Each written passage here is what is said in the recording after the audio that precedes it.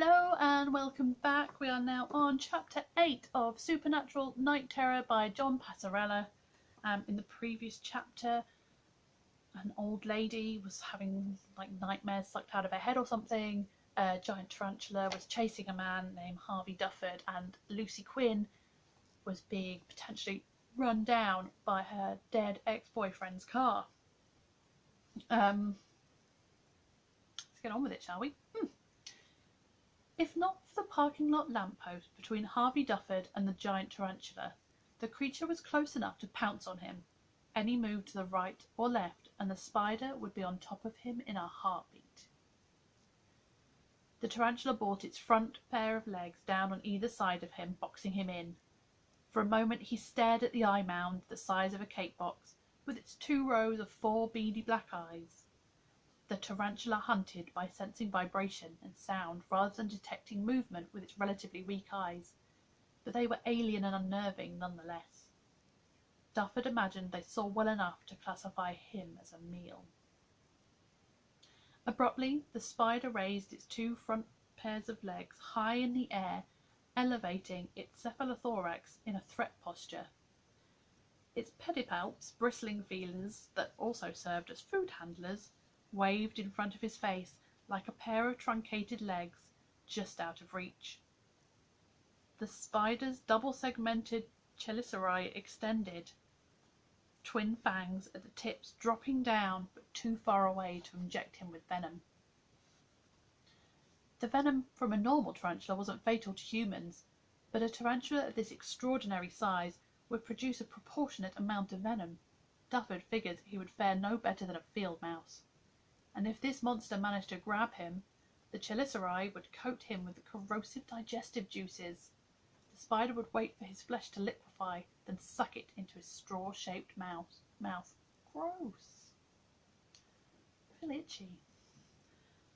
Dufford barely had time to catch his breath before the tarantula dropped down onto all 8 legs and scampered around the pole.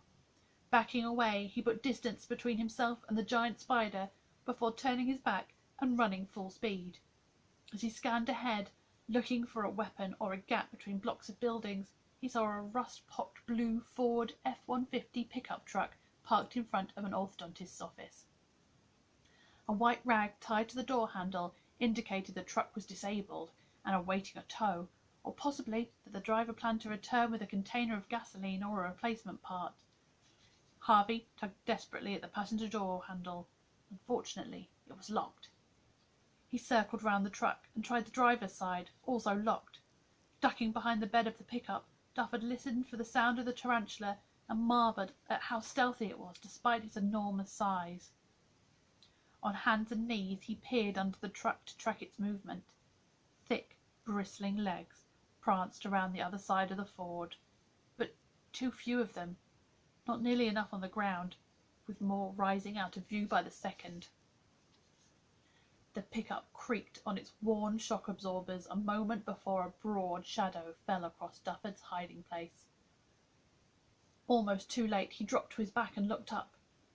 Bristly pedipalps swept over his head while the creature's fangs sliced the air, dripping venom as the tarantula strained to reach him from its perch in the truck bed. As one leg, then another, came down on the driver's side of the Ford, Dufford rolled underneath it. When the spider seemed committed to his side of the truck, Dufford rolled twice and emerged from the passenger side. He climbed to his feet and pumped his exhausted legs back the way he had come. Behind him, the truck's suspension groaned under the weight of the monstrous spider. Dufford tried to put the sound of his mind and focus on getting the hell away from the area. Nearly doubled over from exertion, his breathing became harsh in his ears, his stride erratic, but he was almost out in the open again. Once he exited onto Bell Street, he could flag down a car, or even better, a police cruiser. He could find a store that hadn't closed yet, a nightclub or tavern, and take shelter there. The tarantula was too big to fit through a doorway, but not big enough to burst through walls. At least he hoped that was true, if its strength was proportionate to its size. He chanced to look back over his shoulder, and nearly screamed in terror. The tarantula was close enough that he could make out the individual hairs on its waving pedipalps. The red-banded front legs were a blur of motion, their tips touching down several yards behind him. The gap was closing. Ahead, he saw Bell Street. A white panelled truck zoomed by before he could even raise an arm to cry to catch the driver's attention. But that flash of contact gave him hope that he could escape. He stumbled, the sole of his right running shoe sticking in the asphalt as if he had stepped in deep mud. He pulled it free but lost the shoe. Then his left foot became mired, tugging against that resistance. He lost the other shoe and promptly planted his right foot into more clinging softness. The ground gave way under him.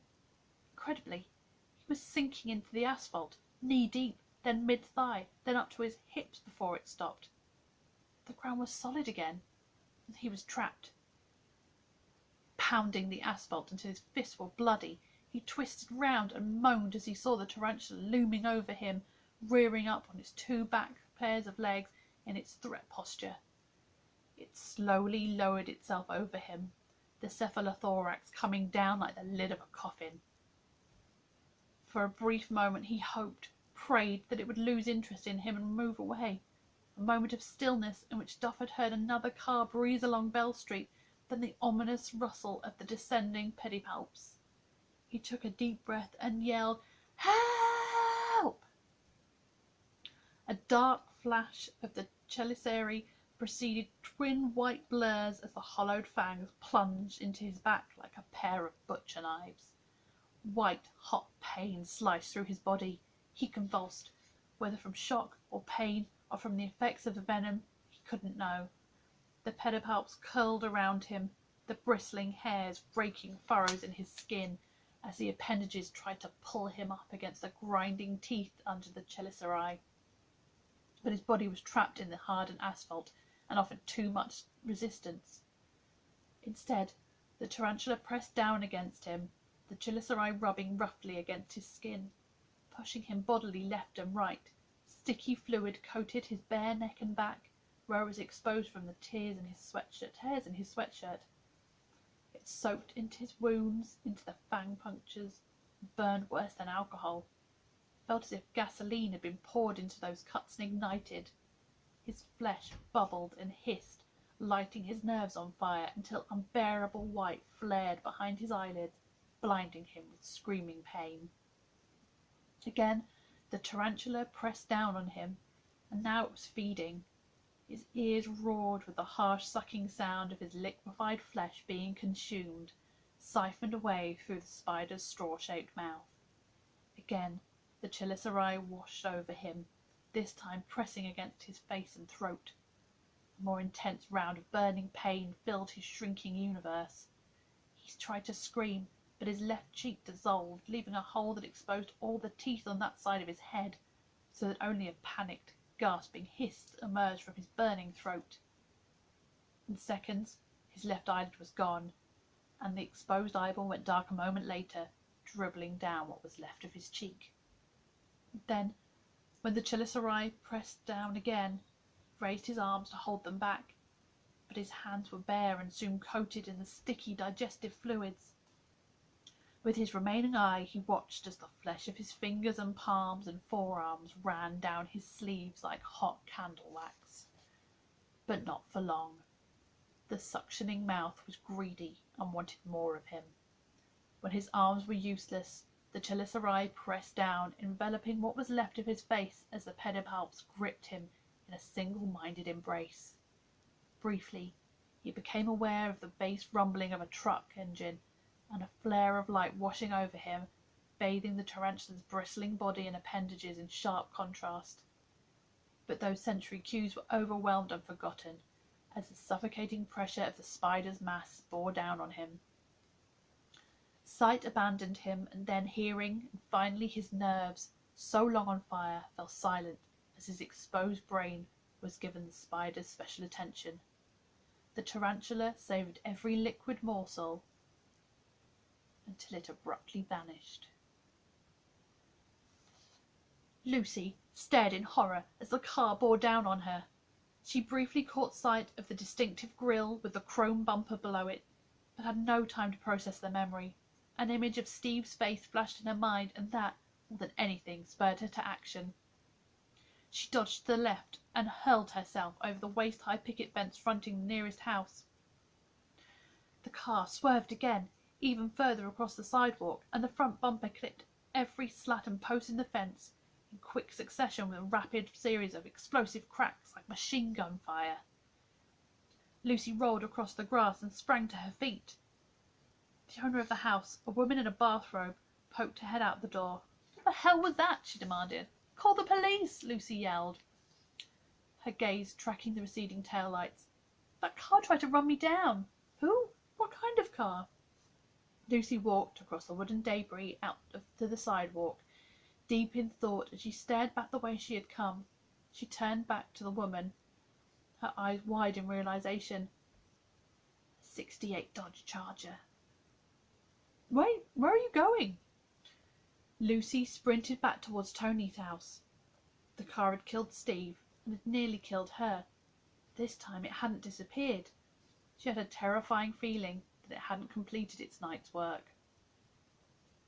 She had Tony's house in sight. She saw the Charger's brake lights flare, the tyres screaming against the asphalt as the car made an abrupt 90-degree turn to face the front of the house. "Tony!" she screamed. As she ran, she shoved her hand into the pocket of her jeans, pulled out her cell, and speed-dialed her father. He answered on the second ring, but static drowned out his voice. "Dad! Come to Tony's house now! It's urgent!" she shouted, hoping he could hear her over the squawking interference, but a moment later the phone went silent. The light of the display and behind the buttons winked out as if her battery had died in an instant. Tony stood on the porch, leaning over the porch railing, confused as the Charger revved its engine. "Hey!" he called, shielding his eyes from the bright headlights. "What the hell?" "Tony, get inside!" Instead of following her instructions, he looked over at her and shook her head. "Lucy?" The Charger lurched forward, engine roaring as it again jumped the curb, barreled across the front lawn, demolishing the small bushes Tony's mother had planted, and slammed into the porch skirt. Wood creaked, and the porch sagged in the middle. Tony staggered, grabbing onto the twisted railing to catch his balance. The Charger reversed, nearly to the curb, then rushed forward again, smashing into the white planking of the porch floor. The centre collapsed in a V, and Tony pitched forward onto the hood of the Charger. Lucy screamed. The Charger reversed again, tyres spinning and digging up clods of dirt from the lawn as Tony fell from the hood and whacked his head against the shattered planking. Dazed, he climbed to his feet and staggered in one of the long ruts in the dirt. Tony's father flung open the front door of the house. A baseball bat gripped in both hands. Behind him, Tony's mother appeared, looking past her husband's shoulder, her face stark white with fear. In the time it took Tony's father to take in the scene, the Charger had roared forward again. Tony was pinned in the lights, trapped between the ruin of the porch and the oncoming front bumper of the car. Tony raised his arms. The Charger rammed him back into the shattered porch, the grille and bumper of the car crushing him against unyielding wood. Lucy looked away from the horrifying image of Tony's chest bursting open, broken ribs entangled with jagged shards of wood as his blood splashed everywhere. She dropped to her knees and sobbed. Tony's father yelled an unintelligible sound of rage and anguish and swung the bat like an axe, cracking the windshield of the Charger and pounding the hood. The bat shattered, but he continued to smash what was left of it against the Charger until his hands bled. With a roar, the Charger reversed, spinning into a turn so that it faced Lucy. The engine raced, and she realized she was next. She was too distraught to move. Nothing could stop this car. It would kill her, just as it had killed Steve and now Tony. She wondered if she'd been living on borrowed time for the past year. Maybe they were all supposed to die in the crash that had killed Teddy, and this was just fate cashing in its unpaid bill. Tony's mother ran down to her son's broken body, dropping down beside him in her bathrobe and cradling him in her arms. Sirens wailed in the distance. Before the Charger moved towards Lucy, Tony's father jumped in front of it and pounded on the hood with his bare, bloody fists. Once, twice, a third time, and his fist came down on nothing but air. The Charger had vanished. Well, that was a bit much, wasn't it? Let's all have a nice little break before we come back and see what happens next.